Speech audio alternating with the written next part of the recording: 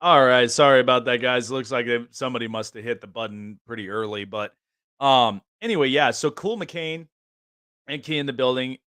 Philadelphia. This is an absolute big time game where, for them, they put in a lot of their chips. They put in a lot of what we know during the off season, where they needed to get a lot of different upgrades. There was a lot of different positions that needed to be addressed at that time, and so seeing that, and I also do think, watching what Howie Roseman does. I mean, he's an absolute magician as a general manager. A lot of GMs who watch Howie Roseman see exactly, how he works a lot of just his knowledge, and at the same time works a lot of the financials, and of course a lot of the just a lot of the most important stuff that a lot of people don't pay attention to. And I think it really is incredible to seeing Philadelphia turn into just this expendable team where, listen, you don't like them, they don't care. And they're the kind that, they're going to finish up the job. There's an assignment that's involved. And I truthfully think it's going to be interesting to watch by the end of the year and last game of the season. That's what it'll all come down to. So I'm excited for what this is really going to look like today. And, hopefully we'll get ourselves, a close game, because last year it was a one possession game. And that's where we had, one play, and Matt Stafford ended up making it. So he believes that Jake Elliott will win the game winning field goal for the Eagles to win their second Super Bowl in franchise history. And it'll just be another Super Bowl loss for Patrick Mahomes and for the Kansas City Chiefs. Now, I do want to bring this up though, but one of the narratives that a lot of people are not talking about, and this is why that I've said pump the brakes on Kansas City with as far as, there's a potential dynasty built in the making. Like, timeout. First of all, Patrick Mahomes is a great quarterback, and we know that. He's one of one. He is his own He's his own type of quarterback. We know this without a doubt. But the other thing that we look at when it comes to Kansas City, in big stages like this, Patrick Mahomes did not have his best performances. He didn't have it against San Francisco, and he certainly didn't have it against Tampa Bay. And here we are against Philadelphia. And one of the things that I think a lot of people don't really talk a whole lot about is that the fact that Patrick Mahomes, in times where he gets pressurized and in times where he really, really, really has to be that bigger person on the field and really just dominate a lot of different adversities that's thrown his way. But in the last couple Super Bowls, Patrick Mahomes is completing at least 55% of his throws. Quarterback rating is low. And we know that he has an awful lot of components from Travis Kelce, no longer has Tyreek Hill. So you got to expect that Juju Smith-Schuster and all the rest of the receivers, they are going to step up in big ways. Now, there has been no injured players listed on Kansas City side. Everybody believes that everyone is fully healthy. But here's the other part too that I think also um, plays a massive role, and um, that is also the that's definitely the ankle, because remember, he had an injury. He had one that basically a lot of people were very questionable about, and they weren't sure he was going to end up playing the best. But I do see that Kansas City, they're going to play a really tight game, and Philadelphia is going to try to take advantage of it each and every single time. If they're winning those one-on-one matches, it's a wrap. Everybody knows it. And I think by that time, when you start to look at it and you start to really see it for what it is, um, Kansas City, I think, might get exposed. But I just look at how Philadelphia's defense is, because they've got linebackers that could literally see where the quarterback is going to throw. Where exactly is his position? So I think after just seeing the narrative and also seeing a lot more with what Kansas City is. Listen, I'm not doubting, Kansas City is not a great team. I think they are. But there are some things about Kansas City's game that most people are not really talking about. So, and I'm the kind of guy, and as far as realism and as far as seeing what exactly is, what's the X factor? Where exactly do we see with what Kansas City can and they can't do better? Now I know it is tough for for a lot of people. Like it is very, very difficult.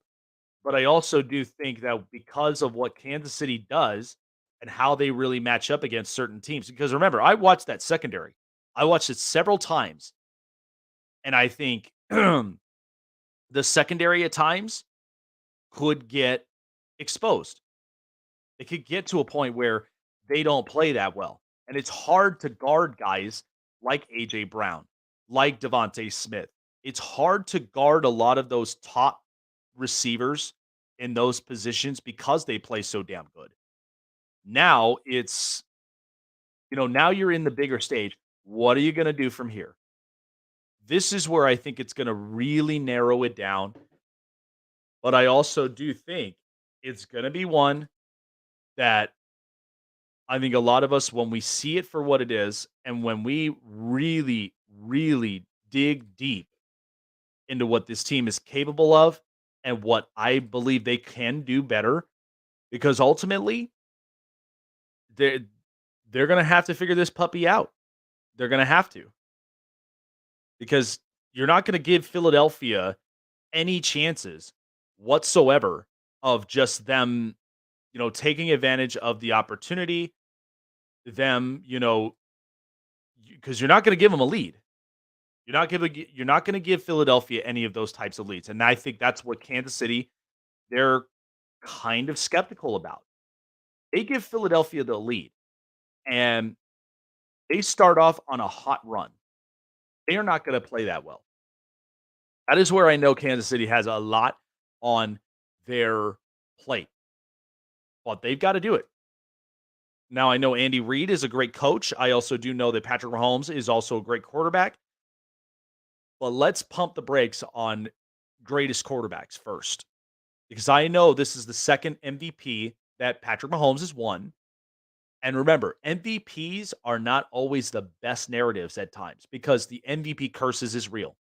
And so you're lucky if if you're outside the playoffs or you're outside the Super Bowl and you win MVP, you're very lucky for it because you wouldn't have to deal with it. But um if you win MVP and you are in the Super Bowl, we all know what that looks like.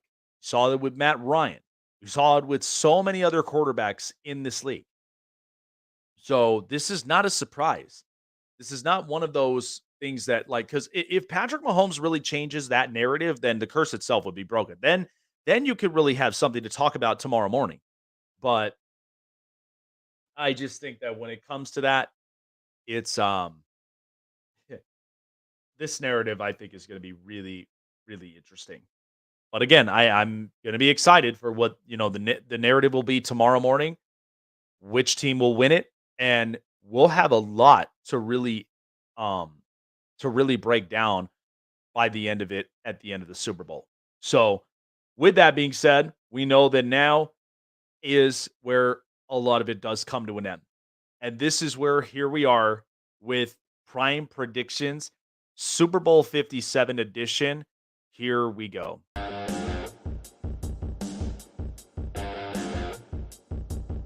Let's turn it up. It's Jake's Super Bowl 57 prime predictions.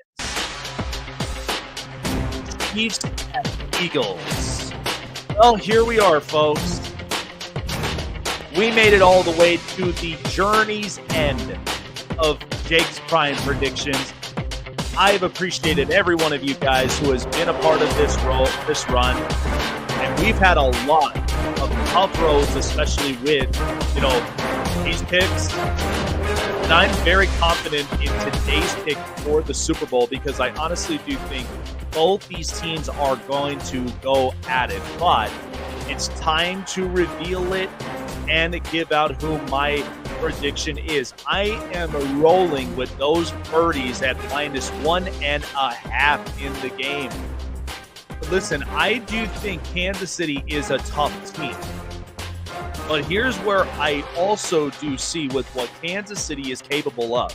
We know they have a great quarterback. We know they've got a great head coach in Andy Reid. What we don't talk about is that Kansas City's defense, only outside of Frank Clark, Chris Jones in now 14 to 15 playoff games has had 0 sacks. He has been quiet throughout the entirety of his playoff career.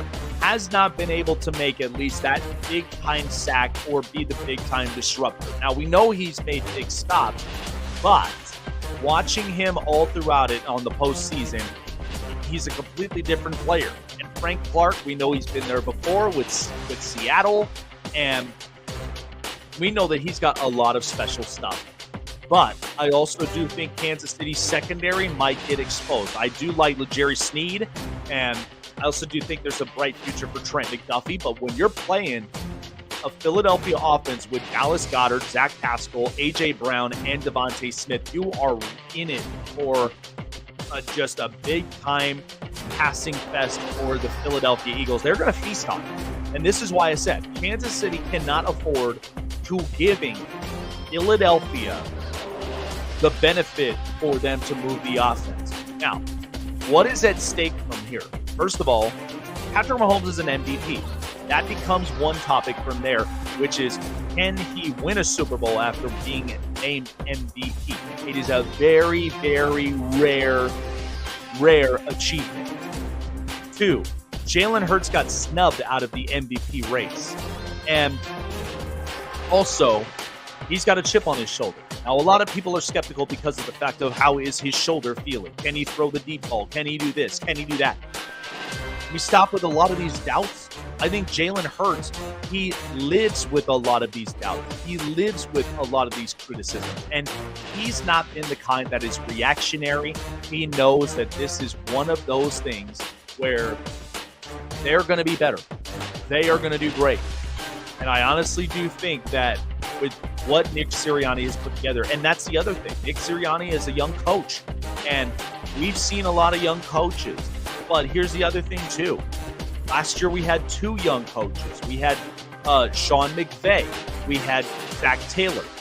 Nick Sirianni knows he's got a chip on his shoulder against Andy Reid because Andy Reid fired him previously in Kansas City.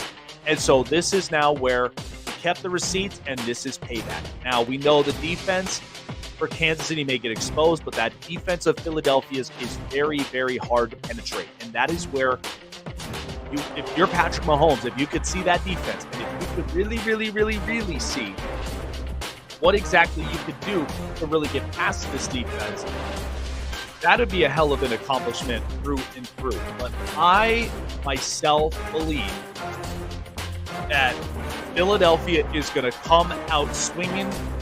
It's going to be an all-out shootout between both these teams. But I'm reeling it in. And I'm going with the Philadelphia Eagles to be Super Bowl champions, -1.5. I love exactly what the bet line is. I started looking at it, and I was looking at a lot of different tangibles from here. But it all is leaning me towards Philadelphia. I'm going to take them to win, and with the points, 35-30 against Kansas City, second Super Bowl in franchise history.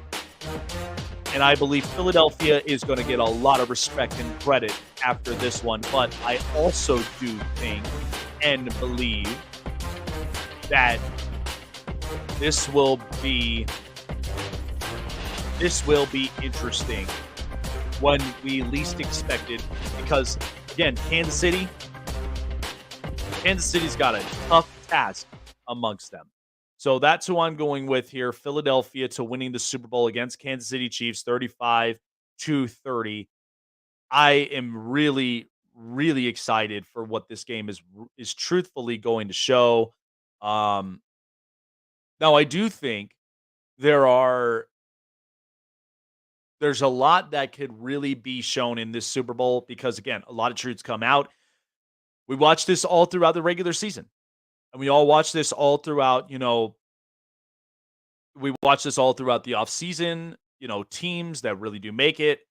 Um, but I think through and through, like a lot of things, this is all coming to an end. This is where we hit the finish line, and now we'll see exactly who will be crowned champions, who will be given the big time respects, and what do we do now when it comes to the offseason? Because I know Philadelphia's got an awful lot of key free agents that are going to hit the market, and you know how that's going to explode.